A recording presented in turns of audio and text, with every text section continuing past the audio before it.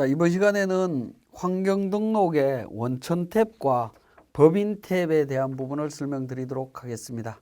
자, 환경등록에 보면 구성이 전체 회계 원천 탭이 있습니다. 원천 법인 탭이 있는데, 자, 원천 탭을 보시면 이 원천 탭은 원천 징수와 관련되는 내용으로 이해를 하시면 됩니다. 급여 대장을 만든다든가 또는 기타 여러 가지 급여 자료를 입력하는 방법에 대한 부분인데요. 사원 코드는 숫자로 할 거냐 문자로 할 거냐 하는 부분입니다. 자, 한번 보시면 원천 징수 부분에 사원 등록이라고 하는 메뉴가 있는데요. 사원 등록에 갔을 때 이 사번 코드를 숫자로 할 거냐 문자로 할 거냐 하는 부분입니다. 자, 그 부분을 우리는 환경등록에서 미리 설정할 수 있다. 숫자로 하고 있다라는 겁니다. 자, 그 다음에 급여 산정 기준일 사용 여부. 자, 산정 기준일을 사용할 거냐 말 거냐 하는 건데 기본적으로는 미사용으로 되어 있습니다. 자, 산정 기준일을 입력하실 수 있다라고 보시면 되겠고요. 산정 기준일을 사용한다라고 하면 산정 기준일은 어떻게 되느냐, 언제부터 사용이 되느냐 하는 부분입니다. 전월 기준이냐 아니면 전월 1일부터 한 달로 기본적으로 설정이 되도록 되어 있습니다. 미사용을 하게 되면. 그런데 우리는 예를 들어서 사용한다라고 가정을 했을 때 전월 당월 해서 전월부터 이달 25일까지 이런 형태로 설정을 할 수가 있겠죠. 그죠? 그러면 25일부터 한 달치 계산하는 개념으로 기간 계산이 조금씩 달라질 수 있죠. 1월달과 2월달 사이에 한 달치를 잡아서 급여를 계산한다라고 하면 이런 부분으로 하실 수 있습니다. 근데 보통 급여는 1일부터 말일 기준으로 지급을 하기 때문에 미사용으로 정리를 해주시면 될 것 같습니다. 자, 급여 지급 형태는 자, 당월 급여를 당월에 지급하는 경우와 당월 급여를 다음 달에 지급하는 경우 두 가지 형태가 있는데 이거는 회사 사정에 맞게 선택을 해주시면 되겠고, 급여 지급일 있으면 등록해 주시면 됩니다. 지급일을 등록해 주시면 추후에 급여 자료 입력 시에 지급 일자가 자동으로 반영되는 편리한 부분이 있다라고 보시면 되겠습니다. 자, 그 다음에 급여 자료 입력에 대해서는 기본적으로 구분 없이 입력하는 걸로 되어 있습니다. 근데 구분별로 입력한다라고 하면 급여가 나갈 때 상여금이 나가거나 또는 상여금만 나가거나 이런 부분들을 전부 다 구분해서 입력할 수 있습니다. 근데 구분 없이 입력을 하시면 모든 게 다 한꺼번에 다 정리가 된다라고 보시면 되겠습니다. 크게 문제될 거 없을 것 같고요. 급여 입력 방법은 리스트 입력 방법이 원칙적으로 적용이 되도록 되어 있습니다. 자, 이 부분은 뭐냐면 리스트 입력 방식이라고 하는 부분은 급여를 입력한다라고 해서 급여 자료 입력 메뉴를 선택하게 되면, 자, 1월달 급여 제가 이미 등록을 해놨습니다만은 이 사원이 자동으로 전체 사원이 나타납니다. 근무하고 있는 전체 사원이 나타나면 거기에 대한 급여를 자동으로 넣으면 됩니다. 그런데 사원 추가 입력 방식으로 입력을 한다라고 하면 그때는 사원을 필요한 직원을 하나하나 찾아서 등록하는 방식이라고 보시면 됩니다. 자동으로 근무하고 있는 직원이 자동으로 나타나는 것이 아니라 내가 1번 사원 찾아서 사원 코드 넣고 2번 사원 근무했으니까 넣고 3번 사원 넣고 이런 식으로 된다라고 보시면 되겠습니다. 그래서 우리는 일반적으로는 리스트 입력 방식으로 그냥 진행하시면 됩니다.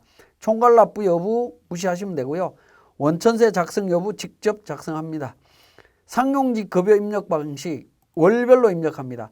자, 일괄 입력 방식과 월별 입력 방식이 있는데 우리는 월별 입력 방식으로 합니다. 일괄은 거의 쓰지 않습니다. 자, 일용직 같은 경우에도 월별 내지 일괄 둘 중에 선택할 수 있는데 대부분은 월별로 입력을 합니다. 자, 퇴직소득 징수의무자 구분. 징수의무자는 사업장, 퇴직연금 사업자, 공적연금 사업자.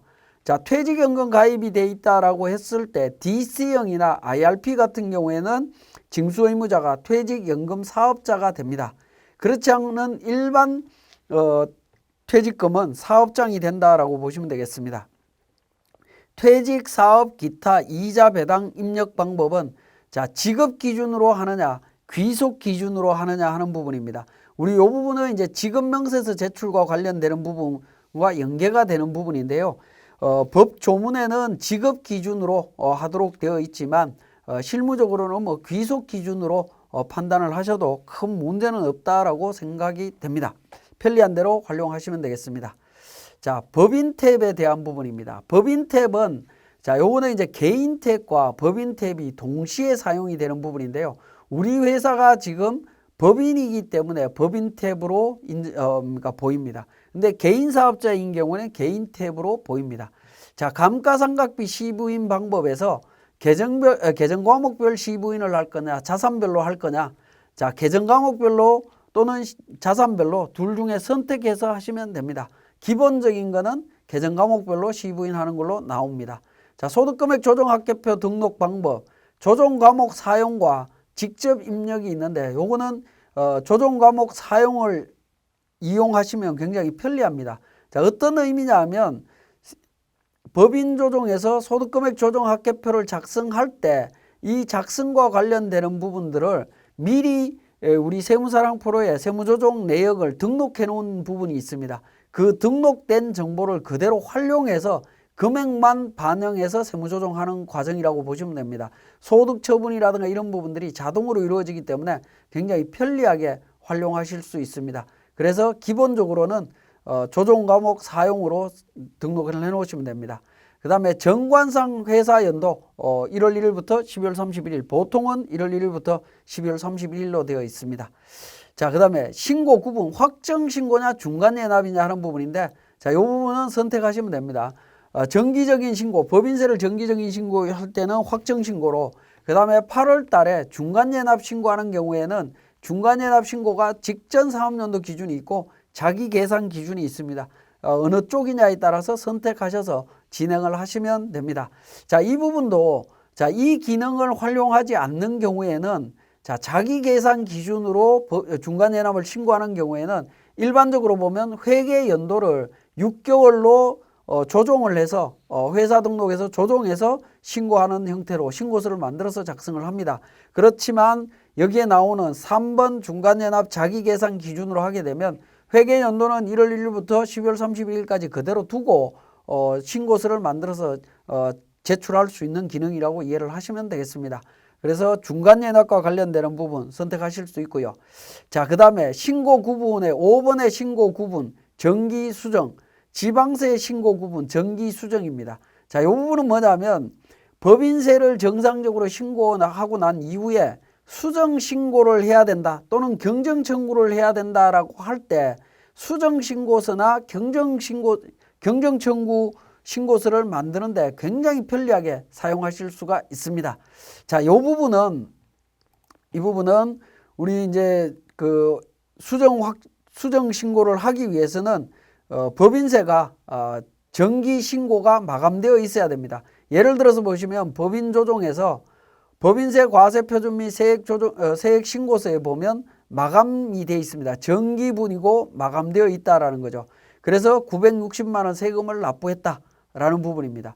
근데 여기에 우리가 예를 들어서 세무조정 사항이 하나가 누락이 됐다라고 가정을 한다라고 하면 수정 신고를 해야 되겠죠. 수정 신고를 여기에서 보면 자, 수정 1차를 선택을 합니다. 수정 1차를 선택을 하고 환경 등록을 종료합니다. 종료하신 다음에 세무조정 사항을 입력을 합니다. 소득금액 조정학계표에 들어가면 어떻게 됩니까? 지금 전기 차기 옆에 보시면 별도의 아이콘이 하나가 생겨져 있습니다. 자, 다시 환경 등록을 수정을 해 보겠습니다. 자, 환경 등록을 정기 법인 쪽에 정기라고 정기 신고로 선택을 하고 보겠습니다. 자, 이렇게 보이던 부분이 다시 소득금액 조정학계표를 선택을 하게 되면 어떻게 되죠? 차기 옆에 보시면 아이콘이 없죠. 없고 마감 정기라고 보입니다. 그죠? 마감 정기라고 보이는데 자, 환경 등록에서 수정 신고를 선택을 하게 되면 수정 신고를 정리를 하고 다시 소득금액 조정학계표에 가서 보시게 되면 어떻게 됩니까? 수정 1차라고 제목이 보이죠. 수정 1차라고 제목이 보이면서 수정 신고를 하실 수가 있습니다. 자, 예를 들어서 세무조정사항 중에 인정이자 예를 들어서 1,000만 원이 누락됐다. 자, 이런 세무조정을 했다라고 추가했다라고 가정을 하겠습니다. 추가하고 종료합니다. 그리고 법인세 과세표준 및 세액조정계산서에 가서 불러오기를 통해서 반영을 합니다. 그러면 1,100만 원이 되죠. 자, 이렇게 해서 세금을 계산하실 수 있다라는 겁니다. 자, 그러면 우리 인쇄 버튼을 통해서 한번 보겠습니다. 자, 인쇄 버튼을 통해서 우리가 수정 신고한 내용을 보시면, 자, 수정 신고 내용입니다. 그러면 기존 내용을 위에 우리는 빨간색으로 적었습니다.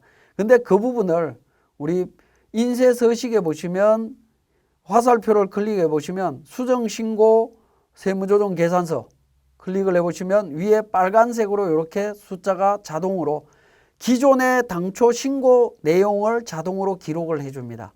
그죠? 우리가 부가가치세 수정 신고는 세무사랑 프로에 이미 이런 수정 신고 기능이 있었습니다만은 법인세는 수정 기능이 없어서 수정 신고 기능이 없어서 굉장히 불편했습니다. 불편했지만 이렇게 수정 신고서를 만들 수가 있습니다. 이걸 환경등록에서 하고 있다라는 겁니다. 자, 이렇게 하고 저장합니다. 그리고 과세표준 및 세액신고서에 가기 전에 과세표준 및 수정신고서 관련해서 불러오기를 통해서 수정신고서를 반영을 합니다. 사유 내용을 적고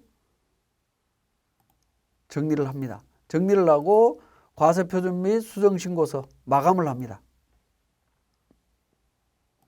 자, 조회를 통해 갖고 수정된 내용을, 이 부분도 마찬가지입니다. 자, 이 부분도 인쇄 버튼을 통해 갖고 인쇄 내용을 한번 보시면, 자, 수정 내용을 보시면, 자, 금액란에 당초 신고분과 수정된 내용들을 확인하실 수가 있죠. 이렇게 편리하게 모든 서식에 기능이 맞춰져 있습니다. 그리고 위에 보시면, 그러니까 차기 옆에 보시면 아이콘이 하나 생긴 걸 클릭하시면 정기 신고분과 수정 신고분을 비교해 볼 수 있는 팝업 창이 이렇게 나타난다라는 거죠. 그죠? 확인을 해 보실 수가 있고요. 자, 여기에서 우리 수정 신고분을 마감을 해 보겠습니다. 강제적으로 마감합니다.